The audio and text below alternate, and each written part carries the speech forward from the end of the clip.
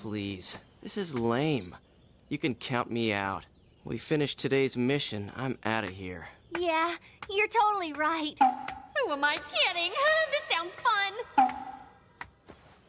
What if he has lips? Like a blimp. Like a blimp.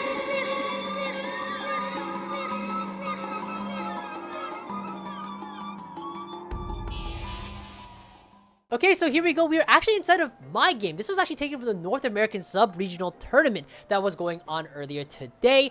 And this is a Riot-hosted tournament for sort of like a huge brand of North American players to come together to try and compete. And I believe actually the top performing players get to get a bye into the next cup. So a lot is at stake here for the competitive circuit. I want to highlight this game in particular because although I don't think I'm like one of the best players, I do think that this game was piloted super well. I think there's a lot of stuff that we can learn and talk about going over this game. And because I piloted it, I feel like there's a lot that we could discuss. Going through the beginning, just talk about a little bit what I'm thinking about. I do have the Nefuri opener like a little bit. I do have Morgana as well, one of the best one costs to be holding, but I do have like Sword Cloak, so I am thinking a little more in terms of AD. Maybe if it's a tier, it's an AP start, it can really lean any way. BT isn't really a great Nefuri item though. It's usually IE, Edge and Knight, and Hodge. So I am thinking about the Nefuri a little bit, but it's not really on my radar. 2-1 augments are power leveling, Warpath, and no scout, no pivot. A little bit of context, in this particular game, I needed to play for first. I actually played very horrendously on some games that I could have played significantly higher, and the games I played really well, I actually had really bad variance. Actually, if you watched me stream this game or the entire tournament, I was very frustrated because I played really well a few games and played really poorly some other games, and it was just 5 hours of headbanging on the wall. But this is one of those games I played super well, so that's why we're talking about it. I think in a typical solo queue game, no scout, no pivot actually does make a lot of sense.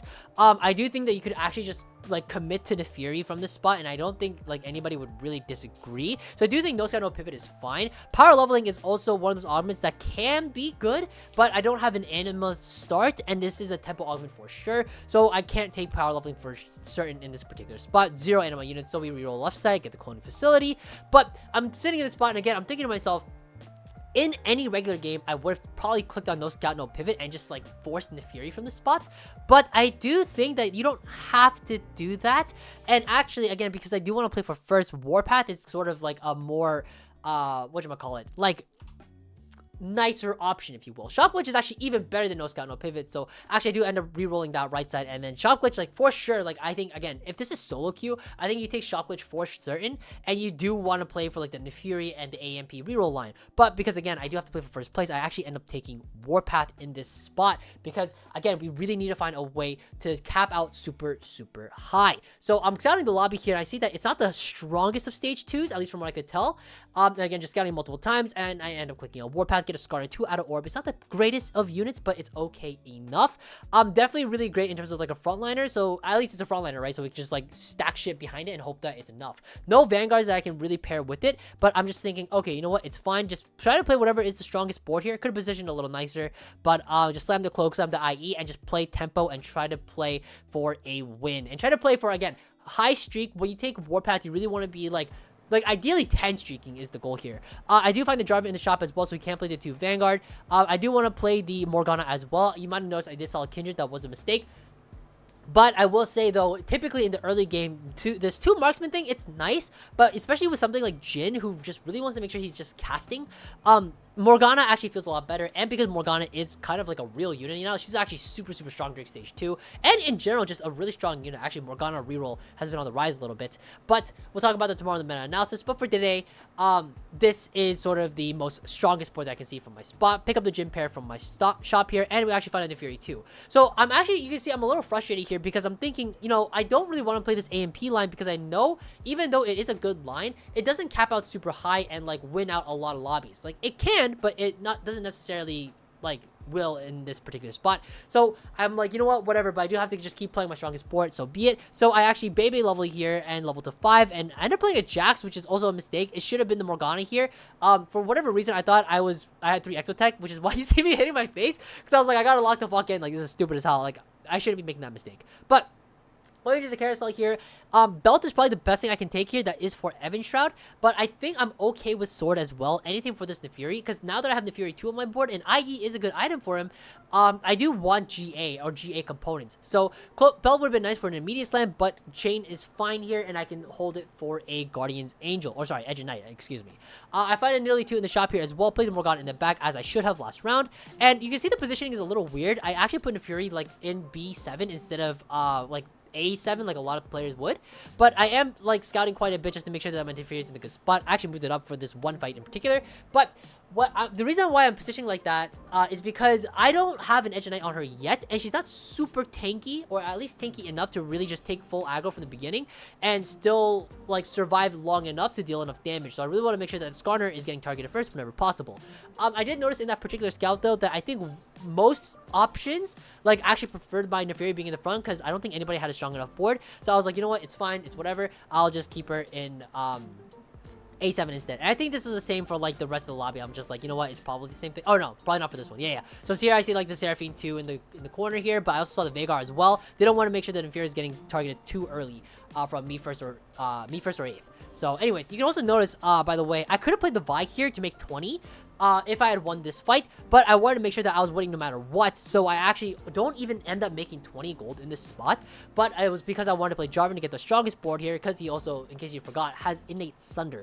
So I was like, you know what, I'm going to play my strongest board and then just chill with this, and it should be fine. I see that Nefiri in my shop as well, so I'm thinking, oh shit, like, maybe like I could play Nefiri, and then I got dropped another 2 Nefiris out of orb, so I'm just like, you know what, I'm just gonna hold the dogs and I'm just gonna tempo with this. I think a lot of players might look at this spot and think like, okay, I might have to play around the dog no matter what and reroll on 6, maybe reroll on 7 depending on your take.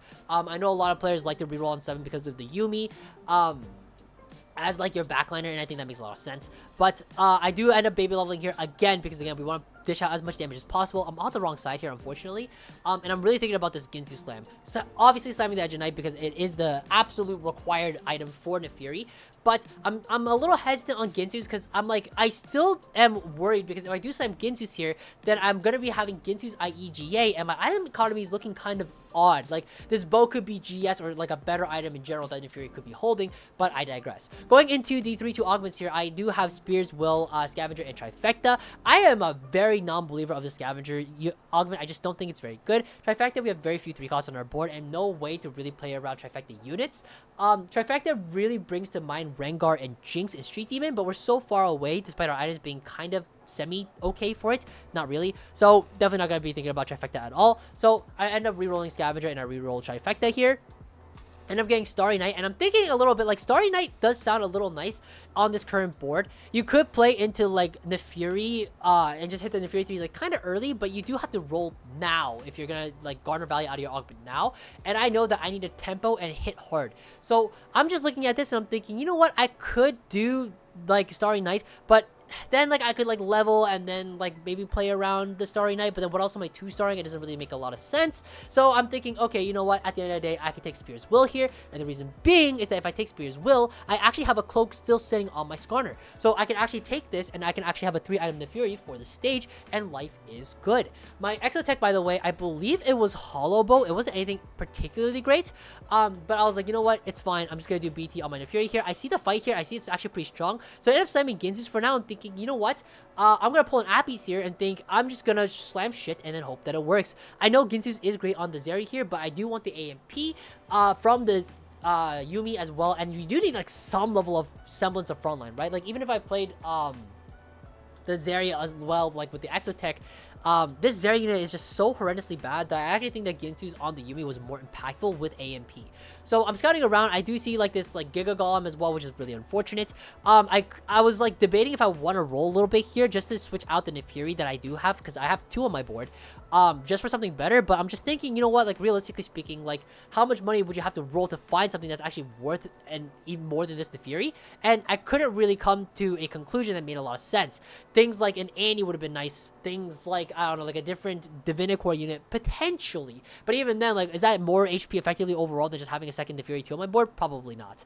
I'm looking at the items here as well. I don't really see anything too hot. I just know that I just want to tank item to some degree. Something like, again, Cloak is great for Evan Shroud, Chain can could be anything for like a vow or whatever. And yes, as you can see here, I'm actually 7 Nefuri's natural. So I'm thinking, okay, you know what? This is pretty nice. Like, maybe I can just like tempo with this Nefuri, just hold down to everything. I refuse to roll on 6 though. I know that for a fact. And actually, as I'm scouting around here, as you can see here, I scout, make sure my Nefuri is on the correct side. And I actually baby level again here to put in 3 strategists with the LeBlanc. Again, name of the game here is with Warpath. You really want to make sure you're playing high tempo, and that when you are fighting people, you are winning fights as much as possible. I did lose the 3-6 fight, the 3-3 fight, which is really unfortunate, but you know, it is what it is. Again, as you can see here, I'm also like not really too concerned about my economy. Like, yes, I am pretty broke. I'm level 730 gold on 3-6, but at the end of the day, I am playing a really strong board, and I'm making sure that whenever I'm scouting, I am on the correct side for my Nefuri, which is same side as the carry most of the time, and making sure that things are looking alright. I was also hovering the cloak here as well, because I was thinking maybe I need to slam a cloak onto the Skarner, just in case I need it for like a little bit of extra tankiness. It would be my strongest board, but I'm looking at the fight, and I'm thinking, you know what, it's fine. Don't really need the cloak onto the Skarner here to win the fight. It's a Morgana too, with like not a very good board to support it. So I'm just like, you know what, this is just chill as fuck. I see the Senna and the Gragas in my shop as well, and I'm thinking, okay, I could use the Vinicore on my board. It just busted Fury even further, but I do know that, again, Strat and AMP are going to be the best things that I can put onto my board whenever possible.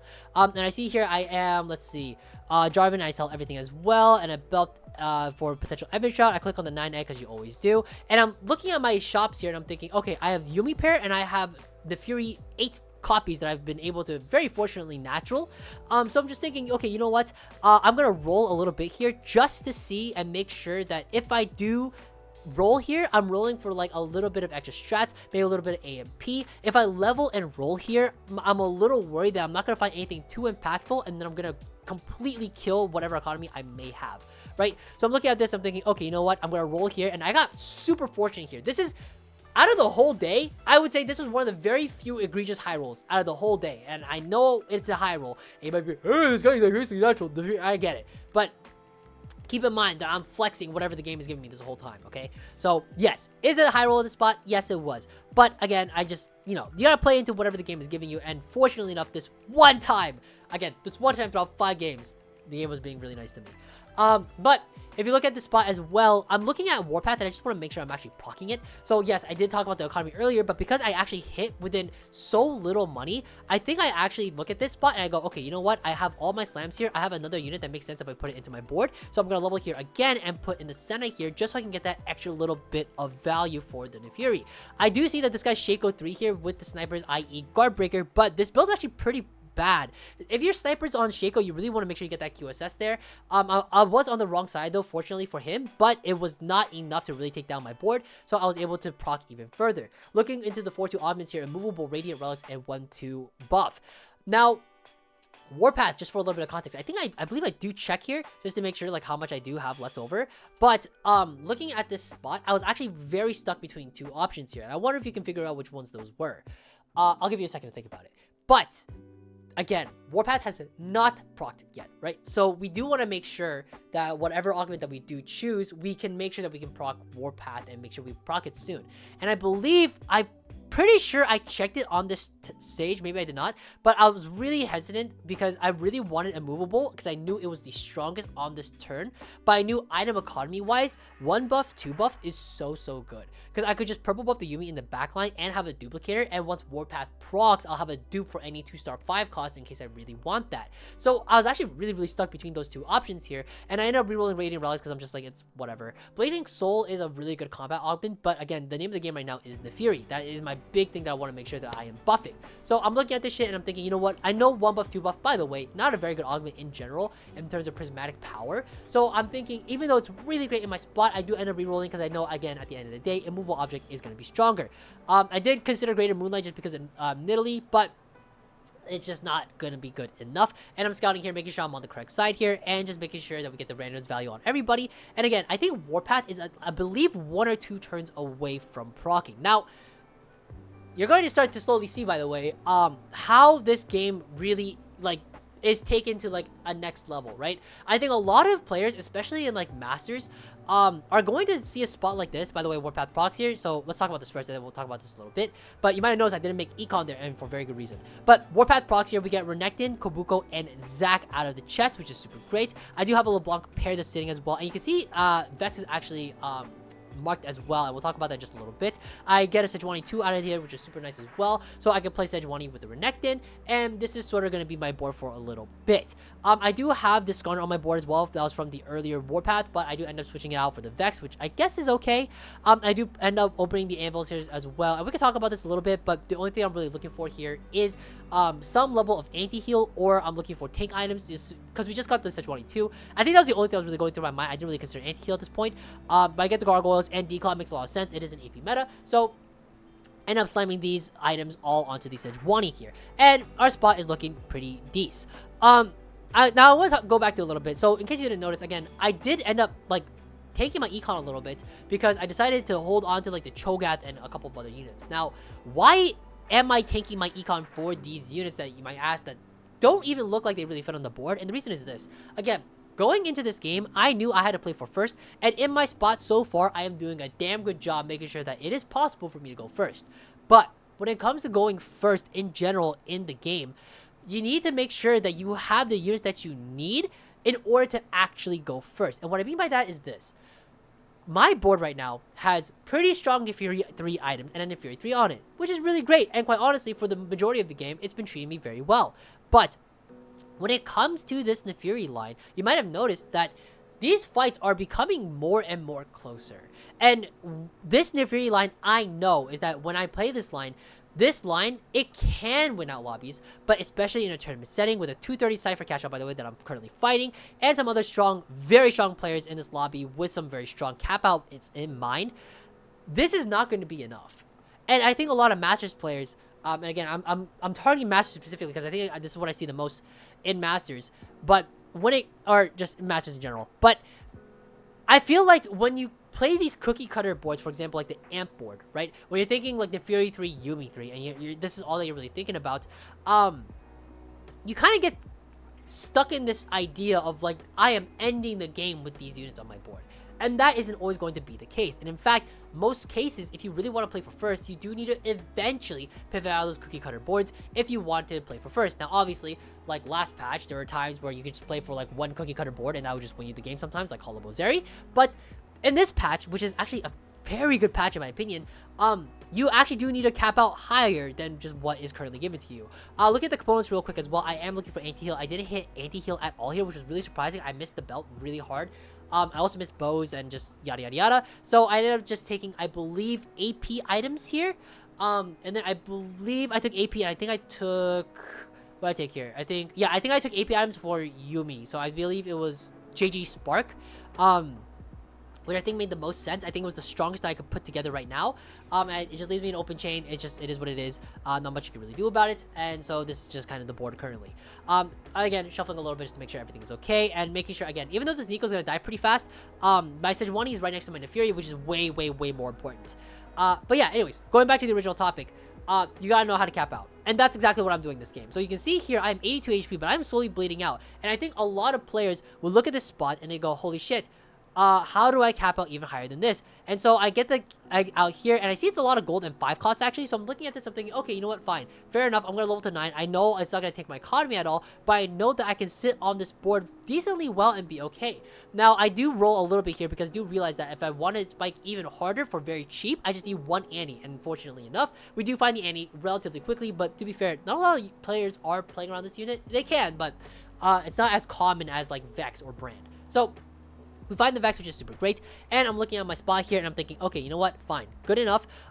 This is sort of like the cap, if you will, for the 5 AMP board. And I'm looking at my board, I'm thinking, cool, like, I could roll for, like, the Nico 2, I could get Annie 2, I could maybe, you know, transfer these Yuumi items onto the Annie, but then I'm against use JG. It's not enough. And so, actually, in case you were being very prudent, you might have noticed, again, I am actually thinking about my items in ways where I want to make sure that at the time that I do decide to pivot out of the AMPs, my item economy makes sense. So what am I looking for? I'm looking for basically a couple of things. One, I need to have an idea in mind. And I know that I have an idea in mind because, in case you noticed, units are already in my planner because I know what the highest cap board is, and it's going to be some type of Urgot, Renekton, Sejuani 2 with a Vex and a Zac 2 type of board. So as you can see here, again, like I'm slowly pivoting into the line, and I'm slowly rolling for the units, getting to the Zac Bloblets, but I'm not being too haste about it because I know that with 51 HP in the tank, I should be relatively okay for the next 2 fights going to neutrals, and I can pivot throughout neutrals and everything should be fine and dandy.